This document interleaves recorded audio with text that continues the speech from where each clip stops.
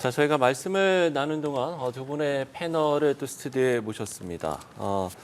장성호 전 건국대 행정대학원장, 또 최창렬 용인대 특임교수 두 분 스튜디오에 나오셨습니다. 두 분 어서 오십시오. 네, 안녕하세요. 예.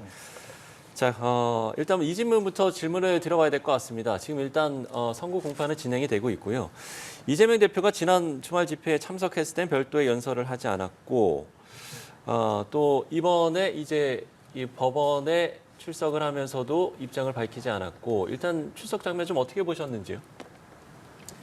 지난번에 허위사실 공표 선거법 위반 재판 때보다는 오늘 아침 최고위원회의에서 이재명 대표는 의원들 많이 참석 안 해도 좋다 그런 식으로 당부를 했음에도 불구하고 한 50여 분의 국회의원 최고위원부터 해서 지금 아까 법원에 나온 걸 우리가 화면으로 보지 않았습니까? 지난번 그리고 장외 집회를 통해서 사법살인이다, 서울법대 판사 문제 있다 이런 식으로 공격을 한 적이 있었기 때문에 그런 것이 결코 오늘 재판에 도움이 되지 않을 것이다 이렇게 판단을 한 것 같기 때문에 정치적인 발언은 가급적 그리고 정치적인 행위도 가급적 하지 않는 그런 로우키 전략을 지금 취하고 있다고 봅니다. 예. 최 교수님께서는 어떻게 보셨어요? 조금 전에 법정에 들어가는 모습. 네. 근데 이재명 대표가 며칠 전에 한 얘기가 있어요. 사법부의 독립성을 얘기하고 사법부를 믿는다라고 얘기했잖아요. 그게 말하자면 사법부에 이제 뭔가를 자신의 어떤 무죄를 호소하는 듯한 그런 해석으로 들리는 건데 정치적 발언이 별로 도움이 안 된다고 판단을 했겠죠. 그리고 과도하게 법원을 압박하는 것 같은 모습들 이런 것들을 의식했을 겁니다. 아마 법원이 뭐 그런 것 가지고 판단이 흔들리지는 않을 것 같고 그럼에도 불구하고 지금 의원들이 많이 나왔잖아요. 결국은 지금 쭉 설명하신 것처럼 뭐 판결을 지켜봐야죠. 단지 지난번에 1심, 15일 날 1심이었죠. 공직선거법 그렇습니다. 때. 자, 물론 1심이긴 합니다만 이번 선거 결과에 대해서 민주당과 국민의힘에서는 좀 어떤 영향을 받을지 파장이 적지 않을 것으로 보이는데요. 먼저 최 교수님께서는 민주당에서는 이번 선거 어떻게 받아들일까요? 아까 제가 말씀드린 것처럼 이제 검찰이 무리하게 기소했다. 무리하게 기소를 하고 네. 그 1심 15일 날 1심 선고 이후에 그 민주당 당직자들이 장외 집회에서 한 얘기처럼 정적을 제거하려는 정치다. 지금도 이제 이재명 대표가 저런 얘기를 했잖아요. 저런 취지 얘기를 한 걸로 봐서는 현재 정권에 대해서 아주 상당한 수의 수위의 공격을 할 거예요. 근데 이제 이 사법 리스크라는 게 지금 5개 재판이잖아요. 그렇습니다. 이거 이것도 1심제 끝난 거니까 최근에 법인 카드 이제 관련해서 또 재판 기소를 또 했기 때문에 5개인데 글쎄요, 지금 저는 참 답답한 게 지금 이제 이 재판 결과로 이게 일희일비하고 있는 거나 마찬가지거든요. 이거 정말로 이 사법적 정치, 사법의 정치가 완전히 이렇게 구속되는 정치. 이게 한국 정치 현실이에요.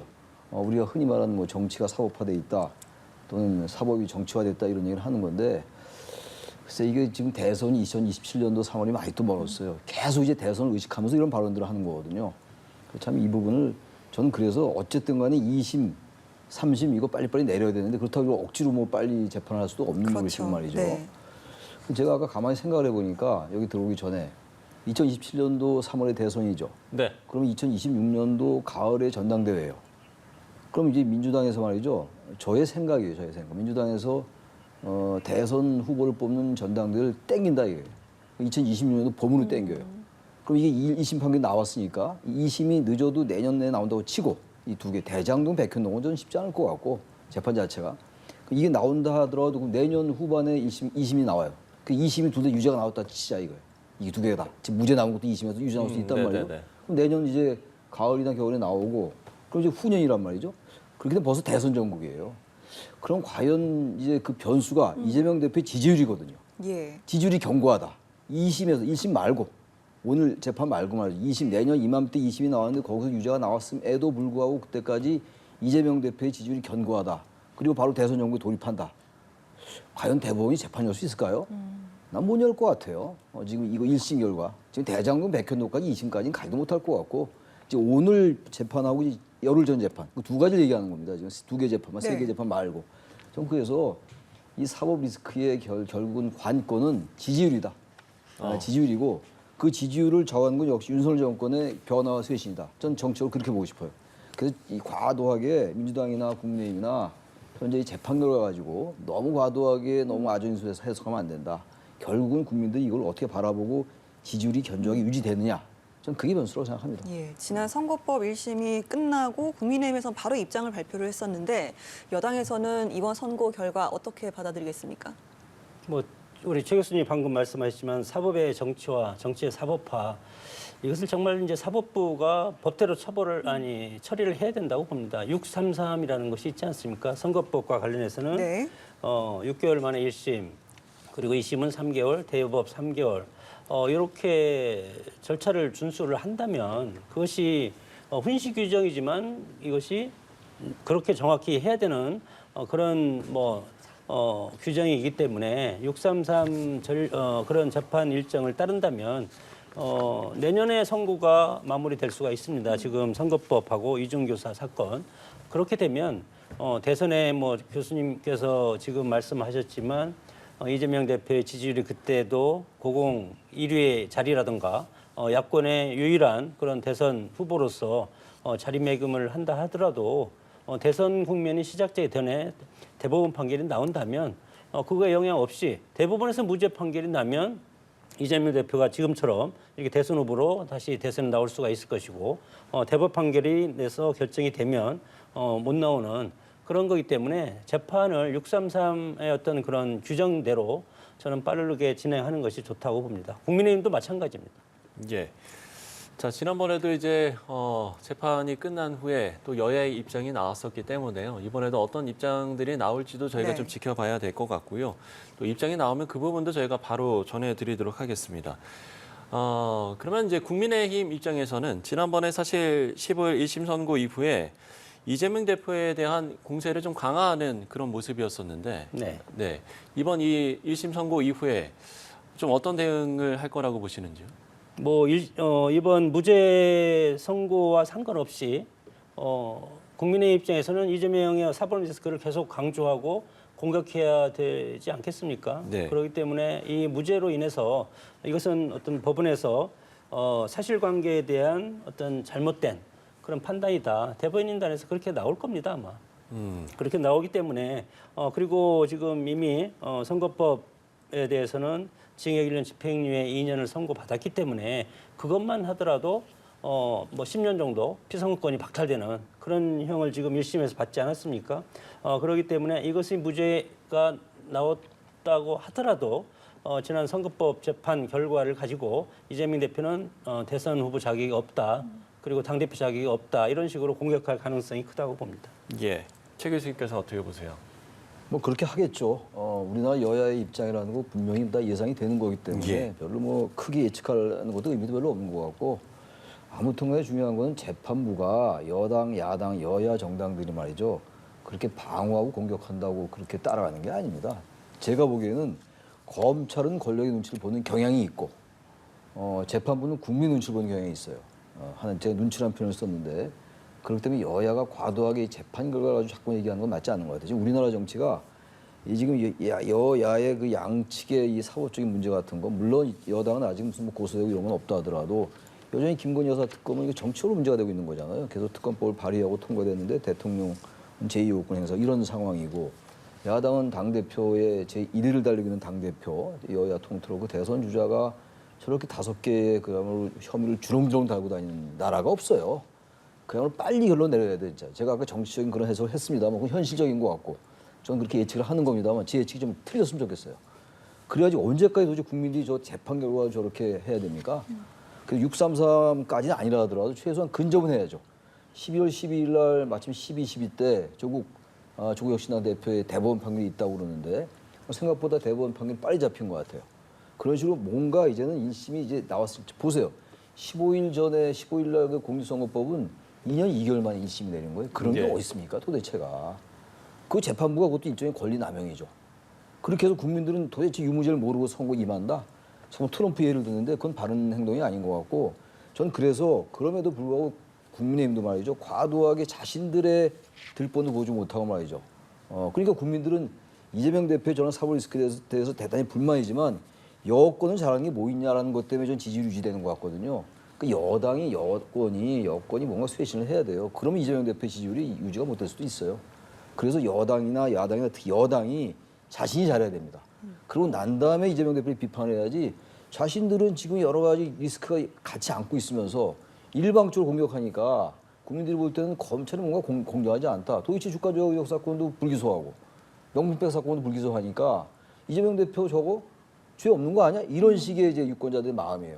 그게 이제 이재명 대표의 전 지지를 공고히 하는 하나의 원인이 된다고 보기 때문에 여당이 말이죠. 저 부분에 대해서는 그냥 객관적인 판단하고 평가하고 논평하고 말이죠. 과도하게 공격하는 거 야당이 과도하게 법원을 공격하는 게 바람직하지 않듯이 여당도 야당의 저 재판 결과 가지고 또 이재명 대표를 비난해봐야 별로 도움이 안 된다. 저는 그렇게 생각합니다. 예, 알겠습니다. 앞서 이제 국민의힘의 대응 어떻게 할 것인가 이 부분에 대해서 좀 이야기를 나눴었는데 뭐 일각에서는 뭐 대야 공세도 중요합니다만 뭐 대대적인 쇄신을 통해 전국 주도권을 되찾는 게 중요한 되찾아야 할 때다 뭐 이런 목소리들도 있어서요. 네, 그 부분에 대해서 좀 어떻게 보세요? 전국 주도권을 되찾는다는 것은 집권 여당의 책임이고 의무입니다. 그래서 대통령이 당선될 때 대선 후보였을 때 국민들한테 보여준 대선 공약이 있지 않겠습니까? 이 공약을 차분히 실천하고 물론 최근에 의료개혁 문제로 상당히 여러 가지 불협화음이 많고 상당히 리스크가 상당히 많아 보이지만 그럼에도 불구하고 윤석열 대통령이 쇄신과 개혁이라고 하면 4대 개혁을 완벽하게는 아니지만 그럼에도 불구하고 흔들지 않고 그렇게 추진하는 것이 상당히 중요하고 야당의 이런 사법 리스크는 그냥 야당 이재명 대표의 개인적인 그런 리스크라고 생각을 하고 여당은 여당 나름대로 지난 대선 때 국민들한테 약속했던 여러 가지 대선 공약을 성공적으로 추진을 해서 국민들로부터 이것에 대해서 인정받는 그런 것이 중요하고 물론 거기에는 뭐 여러 가지 인적 쇄신이라든가 장관 교체 그리고 청와대 인적 쇄신 이런 것들도 이제 임기 후반기를 들어섰기 때문에 그런 것도 필요하고 인사는 만사라고 생각하지 않습니까? 그래서 최소한의 장관 개각 이런 것들은 지금 뭐 용산 대통령실에서 이거에 대한 검증을 하고 있다고 지금 알려지고 있기 때문에 이런 인사를 통해서 쇄신의 면모를 보여주고 그 다음에 당 정이 하나가 돼서 정말 윤석열 정부의 성공을 위한 정책 아젠다를 꾸준히 추진하면 국민으로부터 인정받는 그런 국민의힘과 정부 여당이 되리라고 생각이 듭니다. 네, 위증교사에서 1심에서 무죄 판결을 받은 이재명 대표 바로 국회로 복귀할 것으로 보이고 민주당은 오후에 비공개 최고위원 간담회를 하는데 여기에도 참석을 할 것으로 예상이 됩니다. 예. 일단 당내 분위기는 굉장히 좀 고무적일 것 같은데 이재명 대표의 당내 입지에도 큰 변화는 없겠네요, 당분간. 뭐 어차피 저 1심에서 유죄 나와도 변화 없었을 겁니다. 예. 그리고 저 1심이에요, 1심. 저 15일 재판도 1심이고 저것도 1심인데 15일 날 공직선거법 사건도 그렇고 오늘 이제 위증교사 저 사건도 예측을 많이 벗어났잖아요. 그래서 제가 아까도 말씀드린 것처럼 너무 호들갑 떨 거 없어요, 민주당도. 2심이 또 있는 거고 네. 야당도 그렇고 여당도 그렇고 이재명 대표의 사고 리스크는 재판부에 맡기는 겁니다. 당에서 무슨 논평 내고 뭐 수위를 높게 비난한다고 되는 것도 아니고 경험했잖아요. 사법부에 대한 압박이라는 게 별로 도움이 안 된다고 생각하니까 이재명 대표도 수위를 한층 낮춘 거고 말이죠. 이런 거기 예. 때문에 여당도 이제 이재명 대표 리스크는 그냥 일상적인 정당 수준에서의 논평 정도 안 할 수 없겠죠. 하겠죠. 재판부의 판결을 존중하나 실망스럽다 이런 정도 나오겠죠. 나오겠습니다만 과하게 이재명 대표에 대해서 공격하는 건 전 별로 지지율 상승에 도움 안 될 것 같아요. 지금 국민들이 바라는 건 여당이나 여권, 대통령실도 그렇고 이른바 국민의 눈높이라는 거. 그거 한동훈 대표가 하던 얘기 아니었어요? 요즘 보면 여당이 그 국민 눈높이가 사라진 것 같아요. 너무 이재명 대표의 이 사법 리스크에 기대는 거 아닌가. 이 이재명 대표의 사법 리스크에 기대서 뭔가 국면 전환을 노린다라는 그런 느낌이 많이 들었거든요. 이제는 어쨌든 1심이 저렇게 나온 게 2심이 제가 남아있다고 말씀드렸습니다만 분위기에 상당히 영향을 주죠. 네. 이게 만약 오늘도 이재명 대표에 대해서 상당한 중형이 나오면 당내 분위기 달라지죠. 네. 당장 무슨 대안이 나오고 이재명 대표의 위상이 엄청 흔들리고 대표 사퇴라 이런 얘기는 안 나오겠습니다만 분위기라는 게 왜 있지 않겠어요? 그래서 오늘 아무튼 1심의 판결이 저렇게 무죄로 나왔기 때문에 이재명 대표로서 어쨌든 한숨을 돌린 거죠.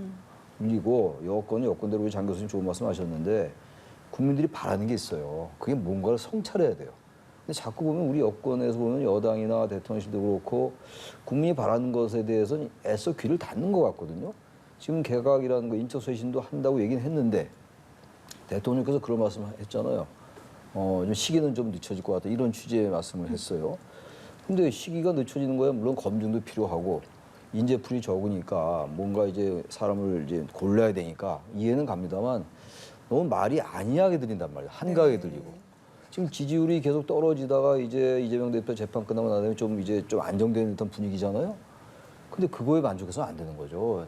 아무튼 상대방의 그 야당도 마찬가지고 여당도 마찬가지인데 상대방의 반사 이익에 기대서 자꾸 뭔가를 하려면 안 되는 겁니다. 여당도 그렇고 야당은 대한정당은 수권정당으로서의 어떤 정책적인 모습을 보여줘야 되고 여권은 여당이나 대통령실은 국민들이 바라는 거 왜 이렇게 지지율이 정체를 보이고 있는 것인가에 대한 성찰 같은 거 뭐가 바뀌어야죠.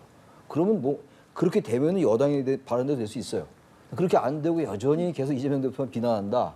그건 한계가 뚜렷하다. 예. 그렇게 생각합니다. 아까 최 교수님께서는 잠깐 여쭤봤었는데 이재명 대표 무죄 판결 후 법정에서 나와서 일성으로 정치가 죽이고 밟는 것이 아니라 서로 공존하는 정치였으면 좋겠다.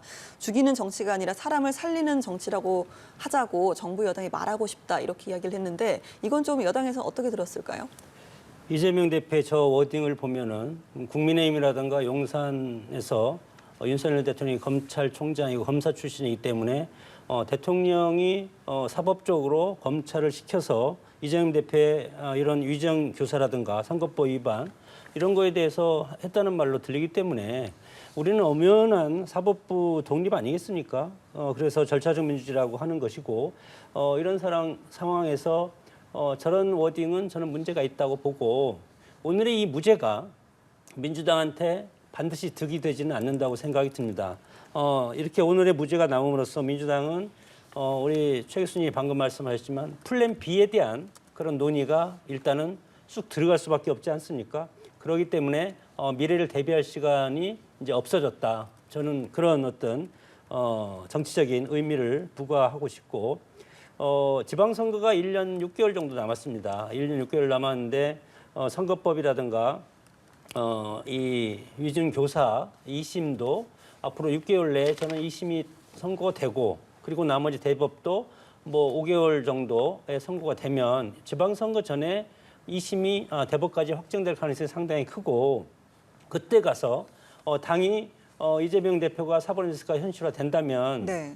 그럼 민주당을 새롭게 전열을 정비할 시간이 전혀 없고 그렇게 되면 어떤 결과가 나오냐 그러면 지방선거를 참패할 수 있는 질 수 있는 여당한테 보수 여당한테 질 수 있는 그런 경우수가 나오기 때문에 1심은 단독 판사고 2심은 합의제지 않습니까? 그렇기 때문에 어떻게 될지 모른다. 이런 상황을 민주당이 좀 직시를 하고 이것을 용산이라든가 여당 그리고 검찰 탓을 돌리지 말고 법정에서 이거에서 옳고 그름을 1심처럼 2심도 똑같이 하고 대법까지 해서 이것이 정치 재판이다. 이런 정치 삼류적인 그런 어떤 사법적인 문화를 정치 지도자가 저런 식으로 워딩을 한다는 것은 문제가 있고 민주당 1심 선거 재판 끝나고 사법살인이라고 상당히 1심 재판부 재판장을 공격하지 않았습니까? 예. 지금 이중교사 재판장이 김동연 판사인데 이 판사에 대해서 국민의힘이라든가 보수 지지층들은 이분에 대한 공격을 자제했으면 좋겠다. 사법부 영역이기 때문에 그럼에도 불구하고 2심에서 검찰이 항소를 하면 거기에 다시 이거에 대해서 다룰 수 있기 때문에 사법부는 사법부한테 맡기는 것이 우리 정치 선진화로 가는 지름길이라고 생각이 듭니다. 예, 사법부의 이 같은 이재명 대표 무죄라는 1심 판단에 대해서 정치권의 목소리도 나왔습니다. 그렇습니다. 박지원 의원 일희 일비 말고 국민만 보고 의연하게 가야 한다라고 입장을 밝혔고요. 또 정성호 의원은 사법부에 감사드린다. 재판과 판사 독립은 보장돼야 한다. 김병주 의원 진실과 정의를 되찾아준 재판부에 감사를 드린다라고 밝혔고요. 예. 국민의힘에서도 목소리가 나왔죠. 그렇습니다. 김용태 의원은 사법부의 판단 존중하지만 아쉽다. 2심에서 바로 잡히길 기대한다 이런 내용을 밝혔고 또 홍준표 시장 정치인의 진퇴는 판사가 아닌 국민이 결정하는 것이다 이런 이제 입장 발표까지 나오고 있는 상황입니다. 아마 뭐 여야의 정치인들 뭐 여러 반응들을 좀 내놓을 것 같은데요. 그 부분도 저희가 전해지면 신속하게 좀 네. 소개를 해드리겠고요. 그러면 이제 그 장 교수님의 이야기를 들어보면, 그러니까 이제 민주당 입장에서는 이제 플랜 B를 이제는 생각을 하지 않고 네. 그럼 단일 대우의 움직임은 이제 계속할 것이다 이렇게 지금 전망을 하시는 거죠. 네. 지금 오늘 무죄 선고가 나온 이 시점에서 민주당 내에서는 지난 총선 공천이 을 통해서 완전히 이재명 대표 일극 체제가 완성이 됐습니다. 이런 상황에서 내년 지방선거까지도 이재명 대표 일극 체제로 만들기 위한, 그렇기 때문에 이재명 대표가 대표를 지금 하고 있는 거라고 생각이 들고, 이런 상황에서 당내에서 누가 이재명 대표 오늘 특히 무죄 선고를 받았는데 이재명 대표가 문제가 있었기 때문에 소위 말해 삼김이라든가 이런 플랜 B를 우리가 준비해야 된다. 이재명 사법 리스크가 현실화 될 수도 있다. 이런 말을 할 수가 있겠습니까? 그렇기 때문에 그런 말을 한다면 바로 해당 행위자가 될 가능성이 상당히 큰 것이 지금 민주당의 이재명 일극 체제라고 생각이 들고, 그렇기 때문에 정당은 다양해야 됩니다. 인적 풀도 그렇고 뭐 어떤 대선 주자도 그렇고 다양하지 않으면 중도층 국민으로부터 선택받기가 상당히 어렵다. 그렇기 때문에 오늘의 이 무죄가 민주당한테는 득보다 실이 될 가능성이 저는 훨씬 더 크다. 그렇게 생각이 듭니다. 예, 득보다 실이 더 클 수도 있다 이렇게 이야기를 해주셨는데 앞서도 이제 이재명 대표 지지율 중요하다라고 말씀해 네. 주셨잖아요. 예, 좀 첨언을 해주신다면 어떻게 이야기를 하시겠습니까? 저는 오늘 중용이 나와도 이재명 대표 대안 나오기 어려웠을 거예요. 지금 그 이재명 대표로 그야말로 대표되는 예. 민주당의 현 주소입니다. 저는 그건 별로 바람직하지 않다고는 봐요. 지금 김동연 지사 얘기들 많이 하잖아요. 지난번에 1심 판결 난 다음에 또 이제 김동연 지사하고 같이 경기도지사죠. 또 이재명 대표가 만나기도 했고요. 글쎄 제가 예. 그 말씀 드리는 것은 예. 전통시장을 이제 다니기로 했었는데, 그래서 뭐 이제 이재명 대표에 대한 대안 이런 얘기를 하는데 저는 거기는 아직은 그렇게 못 된다고 봐요. 이재명 대표가 워낙 그 지금 친명 인사들로 당을 완전히 그 스크럼을 짜놓은 상태고, 이른바 지난 총선 때 비명 행사라는 말이 있었던 거 아니겠어요? 그런 상태이기 때문에 1심에서 유죄가 나와도 지금 오늘 지금 무죄가 나왔지만 2심에서 어떻게 나올지도 모르는 거 아닙니까? 예. 반대로 1심에서 유죄가 준용이 나와도 또 2심에서 뭐가 나올지 모르는 상황이었을 것이고 그렇습니다. 말이죠. 그래서 민주당의 단일 대우는 여간에 흐트러지지 않을 거예요. 완전히 대법원에서 그야말로 판결이 나오거나 아니면 2심까지 나왔는데 2심에서 유죄가 나오면서 또 지지율 말씀드린다면 지지율이 급전직한다. 그럼 대안 당연히 나오죠. 한 10%대로 떨어진다든지 예. 이재명 대표가 여권 주자보다 밀린다든지 그렇게 되면 당연히 나와요. 그래서 결국은 말이죠. 야당이나 여당이나 정치를 잘하는 쪽이 이기게 됐어요. 아주 원론적인 말씀입니다만, 그러면 아까 박지원 의원 말이 저는 딱 맞는 얘기라고 생각해요. 박지원 얘기는 누가 아까 잠깐 자막에 나오던데. 1위 1비 말고, 말고 국민만 보고 아니, 의연하게 가야 한다. 홍준표 지사가 한 얘기, 홍준표 시장이 한 얘기가 있었어요. 판사가 아닌 국민이 국민이 결정하는 결정한다면 것. 그게 예. 정확히 맞는 말이에요. 결국은 당장 이제 그 사법적인 문제는 판사가 결정하는 거긴 합니다만, 제 지지율 말씀드린 게 뭐예요? 대법원이 원래 지지율에 연연하면 안 되는데 현실이 그렇지 않은 게 현실이에요. 네. 그래서 대법원은 특히 재판부 중에서 대법원은 국민 눈치를 본다. 이런 말씀 드렸잖아요. 원래 그것도 국민 눈치 보면 안 돼요. 원래 대한민국 헌법 체계에서는 대법원이나 법원 오로지 증거와 법리에 따라서 해야 되는데 그렇습니까? 그렇지 않잖아요. 지금 위증교사 혐의에 대해서 지난해 유창원 판사는 소명된다고 얘기했잖아요. 예. 물론 영장 심사와 재판은 다르긴 다릅니다. 재판은 완전히 증거가 확립돼야 되는 것이고 영장 심사라는 거는 그 정도의 개연성이 있으면 이제 소명된다고 얘기하는 거라서 다르긴 합니다만, 일반적으로 볼 때는 같은 재판부의 판사가 불과 1년도 안 됐는데 그때는 위증교사가 혐의가 소명된다고 그랬는데 지금 10개월인가 11개월 후에 1년쯤 되고 난 다음에 1년 넘었군요. 1년 넘은 다음에 이거는 무죄다 하고 하니까 이게 판사 나름이에요. 네. 결국은 나중에 지지율에 따라서 움직일 수밖에 없다. 그래서 여야 모두 지지율 받아야지, 그래야지 자신들이 원하는 대로 되니까 정치 잘해라. 그 말씀밖에 드릴 게 없습니다. 그러면 법리적인 판단보다 지지율에 더 영향을 미쳤을 것이다 이런 말씀이실까요? 사법부의 판단이. 지금 그렇게 본다는 게 아니라 나중에 나중에 이재명 대표에 관한 한 그렇다는 거예요. 이재명 대표가 워낙 오랜 기간 동안 대선 유죄 1위를 지금 하고 있기 때문에 2심에서 유죄가 나오더라도 대선 정부에 돌입된 상황 속에서 시기가 전제가 돼야 되겠죠. 시기가 그렇고 지지율이 유지된다면 대법원이 판결을 내리기가 쉽지 않고 유보할 거다 이런 얘기. 법리에 따라서 움직인다는 얘기가 아니라 예. 법리를 지지율에 따라서 무슨 좌우된다는 얘기는 아니고 전혀 아니고 재판을 열지 않을 가능성이 있다는 얘기예요. 재판을. 예. 미룰 수 있다는 얘기죠. 그렇죠. 그럼 대선 출마하는 거 아닙니까? 그게 예. 결정적인 거죠. 네. 제가 이제 민주당 상황을 이야기하는 저희가 지금 이제 민주당에 대한 이야기를 하면서 네. 현재 이제 민주당과 관련한 내용들이 저희에게 좀 전해지고 있습니다. 오후 4시에 최고위원 비공개 간담회가 아마 예정이 된 것 같고요. 이재명 대표가 이제 여기에 참석을 할 것이다. 이 부분은 이제 앞부분에서 전해드렸고 이 자리에서 이제 1심 선고 이후에 당의 현 상황 진단 그리고 앞으로 당이 어떤 이제 기조로 가져갈 것인지에 대해서 논의를 한다. 그러니까 당의 현 상황 진단 그리고 앞으로 어떤 기조로 가져갈 것인가. 네.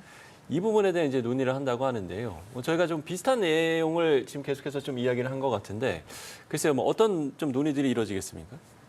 뭐 이재명 대표 1급 체제로 가겠다, 흔들림 없이 가겠다. 그것이 뭐 누구나 상상할 수 있는 지금 민주당의 분위기고 사법 리스크는 사법 리스크대로 가되 대권은 대권 플랜대로 가자. 지금 뭐 민주당에서 대권 플랜에서 여러 가지 조직도 구성하고 지금 추진하고 있지 않습니까? 이런 상황에서 오늘의 무죄가 이재명 대표의 대권 플랜을 지금까지 가동해 왔던 것에 어떤 하나의 가림막은 걷어줬다.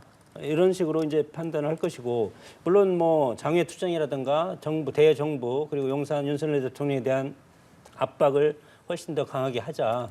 그렇게 뭐 하는 것은 당연하다고 이제 민주당 분위기를 봐서는 그렇게 생각이 드는데 지방선거가 1년 6개월 남지 않았습니까? 예. 1년 6개월은 누구도 자유의 시간입니다. 지금은 정부 여당도 국정의 성과를 낼 수 있는 아주 중요한 시간이고 민주당도 민주당 나름대로 정부 여당을 공격하고 대안을 모색하는 그런 어떤 소중한 자리고 지방선거가 끝나고 네. 나서 비로소 대선 레이스가 들어가지 않습니까?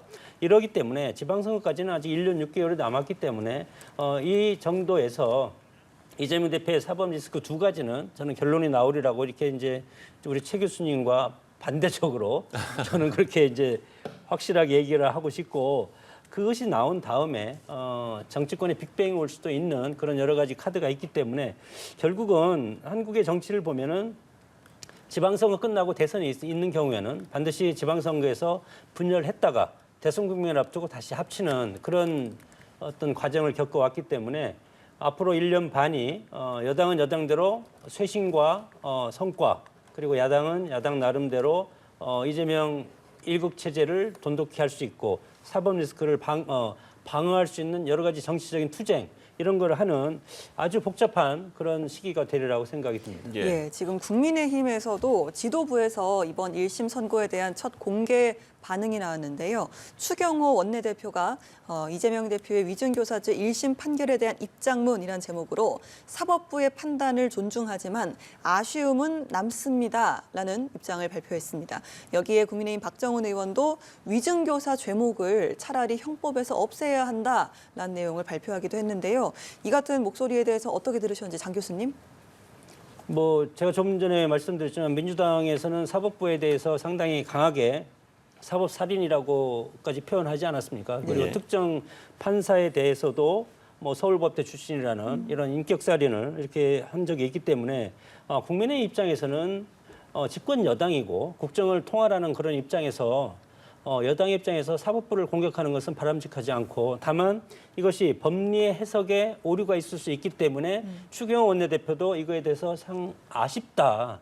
이 아쉽다라는 표현이 국민의힘을 지지하는 전체 당원이라든가 그리고 국민의힘을 지지하는 여러 가지 국민들의 마음이 여기에 녹아 있다고 생각이 들고 그럼에도 불구하고 우리의 사법 시스템은 3심 제도 아니겠습니까? 예. 1심에서 무엇이 나왔던 2심 대법원까지 가야만이 그것이 확정 판결이 되는 거기 때문에 이런 절차적 민주주의를 준수하고 네. 절차적 민주주의를 이렇게 해서 막아줄 수 있는 그런 것이 집권 여당의 모습이고 의연한 모습이라고 생각하기 때문에 저런 표현과 저런 당의 입장 상당히 저는 뭐 바람직하다고 봅니다. 장 교수님께서는 말씀하신 것처럼 2심에서 뭐 무죄가 유지가 될 가능성도 있지만 또 뒤집어질 가능성도 있다라고 하셨는데 조금 전에 최 교수님께서는 어떤 판단이 나오더라도 이재명 대표의 영향력이나 정치적 입지에는 큰 영향은 없을 것이다라고 전망을 하셨어요. 여기에 대해서 장 교수님도 동의를 하시는지 궁금합니다. 제가 동의를 안 한다고 아까 말씀을 드렸고 최 교수님은 뭐 여론적 지표가 상당히 높으면 대법원이 이재명 대표의 판결을 미룰 수도 것이다. 있다. 예. 그렇게 뭐 뚜껑을 안 열고 판결을 안 하면 그냥 넘어가는 겁니다. 그런데 그것은 직무유기라고 생각이 들고 지금 집권 여당이 뭐 그리고 윤석열 대통령이 사법부까지 이제 컨트롤하는 건 아니지만 그럼에도 불구하고 이 재판에 규정이 있지 않습니까? 선거법 같은 경우는 네. 633이라는 이것이 훈시 규정이지만 당연히 지켜야 할 그런 규정이고 최근에 대법원장이 바뀌면서 이거에 대해서 선거법에 관련해서는 6개월 내에서 1심이 하라는 것은 잘못돼서 부정한 방법으로 당선된 사람이 2년 뒤에 4년 뒤에 판결을 하면 그게 무슨 선거법이냐? 그거 맞지 않습니까? 그래서 선거법과 관련된 것은 최소한 그 임기가 끝나기 전에는 해야 되는 건 아닙니까? 그러나 지금 우리 재판부의 어떤 판결 내용을 가끔 보면 국회의원이 선거법에 걸리면 임기가 끝난 다음에 판결하는 경우도 있지 않습니까? 그런 것을 질타하기 때문에 이재명 대표는 그래도 아주 유명한 정치인이고 야당의 대표고 정치 거물이지 않습니까? 그렇기 때문에 대법원장이 취임해서 633 원칙을 지켜라 선거법에 대해서는 그렇게 공문까지 내려보냈기 때문에 그게 뭐 정확히 맞출 수는 없지만 거기에 비슷하게 맞춰야 된다고 생각하고 최 교수님도 아까 그렇게 또 동의하신 적이 있습니다. 예. 뭐 첨언하실 말씀과 함께요. 뭐 앞서서도 이야기했지만 네.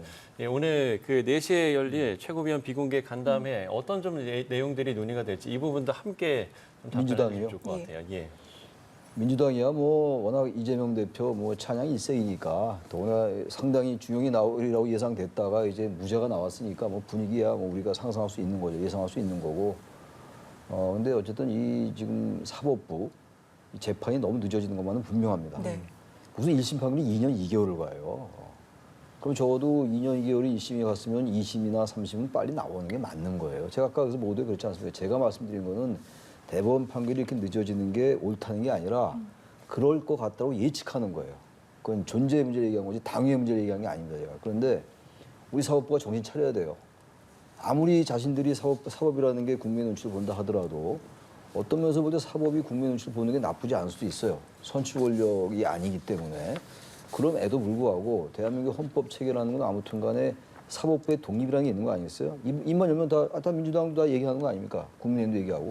그럼 적어도 이런 대형 사건들 그리고 대한민국의 운명에 결정적인 어떤 분수령이 될 수 있는 이런 재판들이잖아요. 이게. 일반 잡범 재판이 아니잖아요. 그럼 판결 빨리 내려줘야죠. 판결이 늦어지니까 모든 변수가 전부 변수가 되는 거예요. 그렇네요. 네, 모든 게 변수예요. 모든 게. 어느 하나를 딱 정해놔야지 무슨 뭐 거기에 대해서 예상도 해보고 정책도 짤 텐데 이게 뭐 대권자가 어떻게 될지 안 될지 알 수가 없고 사법에 의해서 흔들리니까.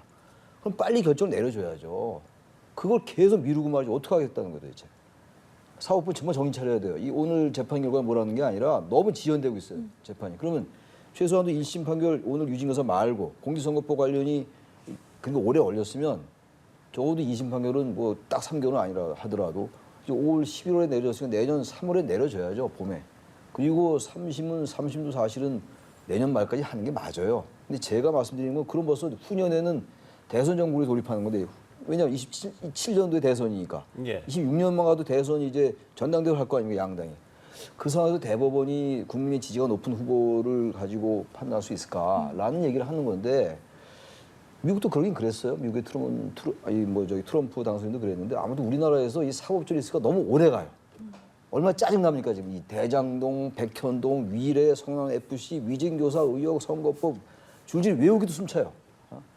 이거 빨리 사법부가 판단 내려줘야 돼요. 그러려면 국민의힘이 잘하라 이거예요, 잘하면 사법부가 알아서 판단 빨리 내린다고요. 근데 못하고 지지율이 이재명 대표 올라가니까 사법부 판단이 늦어지는 거거든요. 이게 모든 게 정치와 사법이 막 뒤엉켜 있습니다, 우리나라. 뒤에 엉켜놓고 끊는 건 뭐 하는 거예요? 정치 잘하는 거예요. 그래서 사법의 정치화가 상당히 떨어지겠죠. 제가 자꾸 말씀드린 게 그래서 여당이 그래도 갖고 있는 국정을 주도하고 국정에 대한 주체 세력이 여당이거든요. 여권이란 말이에요. 여권이나 여당의 지금 지지율이 영 지금 안 나오잖아요. 요새 조금 반등했다고 하면 그게 반등입니까 그게? 그래서 여당이나 이 대통령 권력이 이 윤석열 정부가 정치 잘하면 그건 여당이 바란 대로 될 거예요. 그러면 우리가 여기서 지금 저희가 얘기하는 사법부의 재판 지연이 저절로 해소될 수 있다. 제가 그런 식의 논리를 제가 말씀드리는 겁니다. 자, 말씀하신 것처럼 열흘 사이에 이재명 대표 재판 1심이 2개가 있었고요. 유죄와 무죄가 엇갈렸습니다. 앞으로 남은 다른 재판의 결과에도 관심이 쏠릴 수밖에 없는데 이제 뭐 굵직한 사건들이 또 남아 있습니다. 대장동 사건, 뭐 대북 송금 재판 등 남은 재판들이 있는데 여기에 대한 정치권의 전망은 어떤지 좀 여쭤보고 싶습니다. 먼저 장 교수님. 그 기소가 6번, 재판이 지금 5개 예. 진행이 돼야 되고 선거법도 이제 항소심, 유증교사죄도 항소심이 이제 당연히 이제 올라갈 것이고 이렇게 됐을 때 제1당의 대표가 일주일에 뭐 몇 번씩 재판을 받아야 하는 이런 현실이 상당히 국민의 한 사람으로서 상당히 아쉽고 선거법만 하더라도 지금 22개월이 걸리지 않았습니까?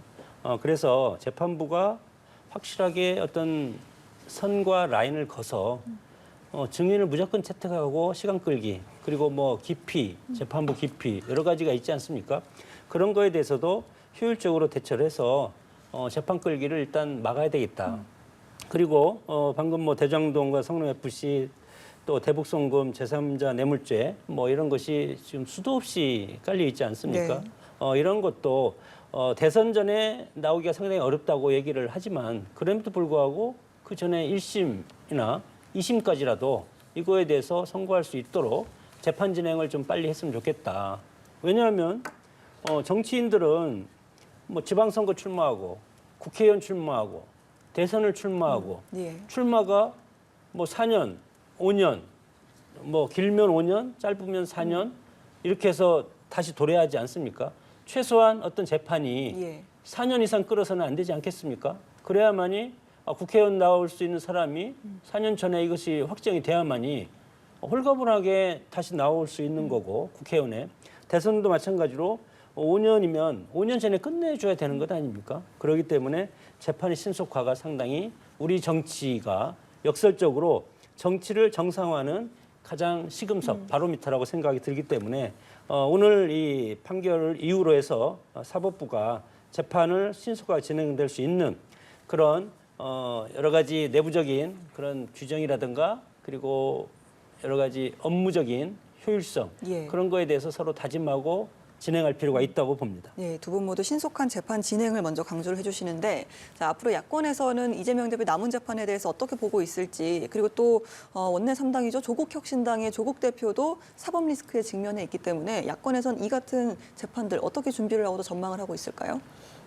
야당이 준비를 하는 건 변호인들이 준비하는 거겠죠. 변호인들이 하는 거지. 야당 의원들이 뭐 그걸 다 준비하는 건 아닐 테고.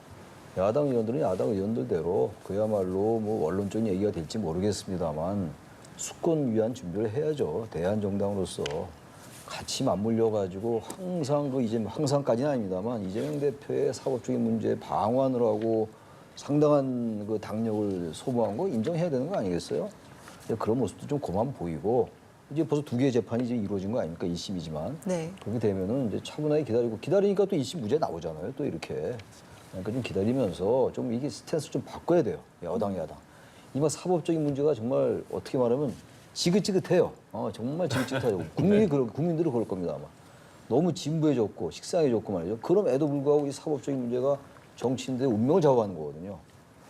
그러니까 이건 도대체가 앞뒤가 안 맞는 거죠. 정책과 정치가 사법에 의해서 완전히 매몰된 상황이에요 지금. 뭐 굳이 블랙홀이라는 단어를 쓰지 않더라도 말이죠. 이런 나라가 있나요? 이렇게 많지 않을 것 같아요. 미국에 뭐 트럼프가 뭐 그랬다고 합니다. 우리가 꼭 미국 따라갈 필요는 없는 거 아니겠어요? 미국이 뭐 그렇게 그러면 좋습니까? 좋지도 않잖아요. 그래서 어쨌든 우리는 우리대로 사법적인 문제가 어쨌든 우리 정치의 현실이 되고 말았으니까 적어도 이 문제는 방법이 없어요. 적어도 국민들이 대선 주자가 유죄인지 무죄인지 알고 무죄면 빨리 무죄대로 판단을 하는 것이고 말이죠. 이 문제를 알고 가야죠. 그 슬쩍은이 이렇게 저기 판단 내기 어렵다고 그래가지고 판단 안 한다. 그 유죄인지 무죄인지 모르고 그냥 국민들 판단하는 거예요. 그러면 안 되는 거 아니겠어요? 저는 뭐 저기 법률은 아닙니다만 정치와 법률이 이런 식으로 서로 편리하게 가면 안 됩니다. 정치와 법률은 각자의 영역에서 자기 할 일을 하는 것이고 법치는 법치대로 하기 위해서는 너무 오래됐잖아요. 그리고 지금 내가 6개월, 5개월밖에 안 된 걸 가지고 이렇게 얘기하는 게 아니지 않습니까? 몇 년 됐잖아요. 그 지난번에 누구라고 제가 얘기는 안 하지만 국회의원이 이미 4년 다 끝내고 판결 난 거 있잖아요. 네. 그게 말이 됩니까 도대체 그게? 그게 사법부의 할 일이에요? 말이 안 되죠. 국회의원들이 4년 또 봉급 다 받고 결국 나중에 알고 그게 유죄다. 그거 원래 토해내는 거 아니에요? 소급은 뭐 적용 안 되겠지만 국민들이 그런 생각 많이 할 거예요. 그래서 사법부 나름대로 할 얘기가 있죠. 그래서 재판 기피 신청하고 증인 또 채택하니까 안 할 수 없지만 어쨌든 그래도 재판은 나름대로의 방법이 있지 않겠어요? 최소화할 수 있는 그런 말씀을 제가 좀 간곡하게 드리고 싶어요. 그래야지 국민들이 뭔가 좀 홀가분해지지 않겠습니까? 재판 결과 가지고 언제까지 이래야 되는 거예요, 우리가? 알겠습니다.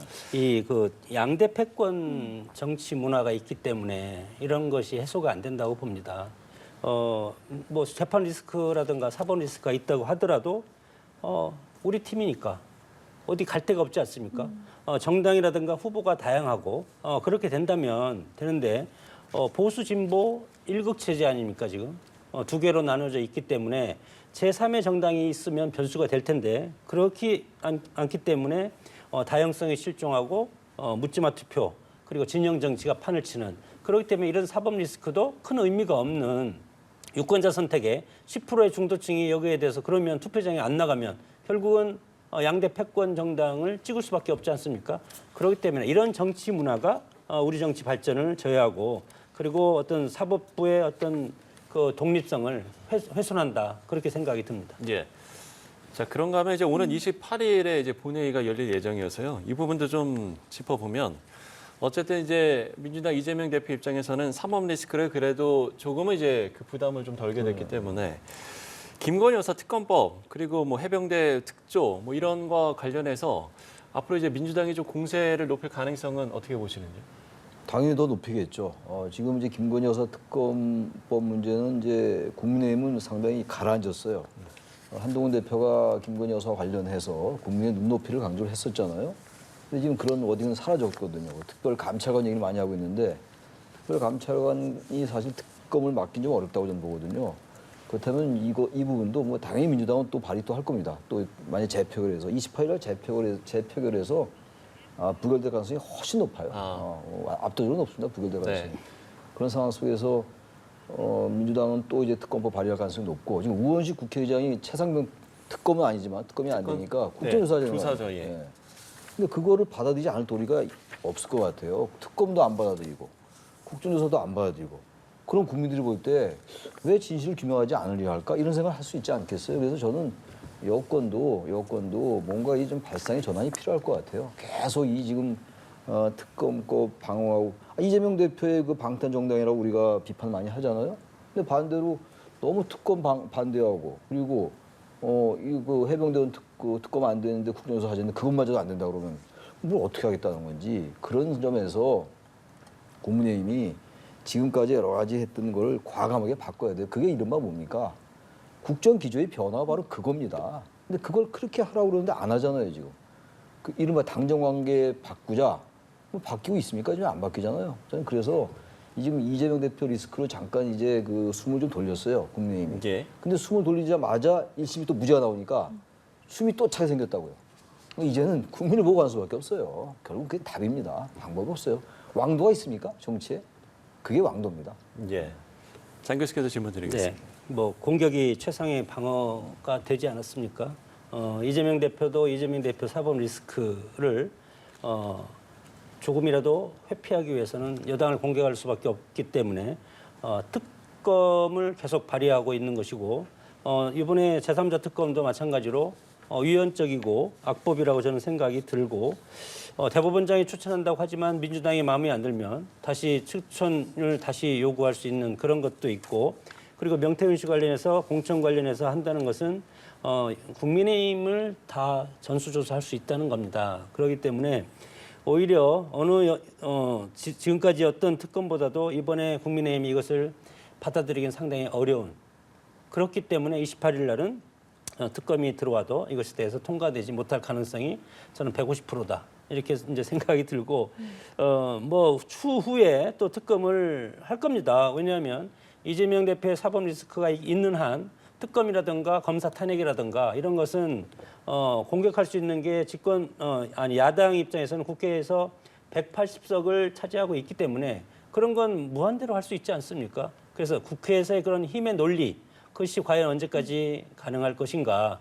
물론 여당도 마찬가지로 야당이 그렇게 특검이라든가 뭐 이런 걸 할 때 그거에 대해서 사법적인 어떤 여러 가지 조직이라든가 예. 질서에 따라서 이거에 대해서 선제적으로 해결을 하면서 나가고 국정 성과를 올리고 쇄신을 하면 국민이 정부 여당의 여러 가지 노력이라든가 성과를 인정해 줄 때가 조만간 오리라고 생각이 듭니다. 네.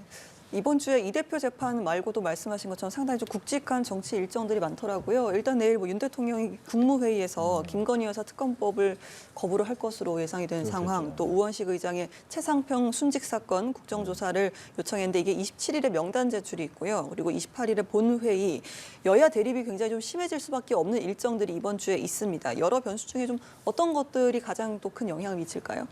일단 뭐 28일 날 뭐 표결이 가장 관심이죠. 부결될 가능성이 대단히 높다고 이제 말씀드리는 거고 국정조사 문제도 사실 국정조사가 여야가 합의 안 하면 어렵거든요. 근데 여당은 이제 합의할 생각이 없는 것 같아요. 그래서 여당이 말이죠. 이 특검법도 물론 이 민주당의 이제 그 특검법이 말이죠. 여당이 거부할 수 있는 조항들이 있긴 있어요. 저는 충분히 이해는 갑니다. 그럼 그걸 무조건 거부만 할 게 아니라 벌써 세 번째잖아요, 이번이.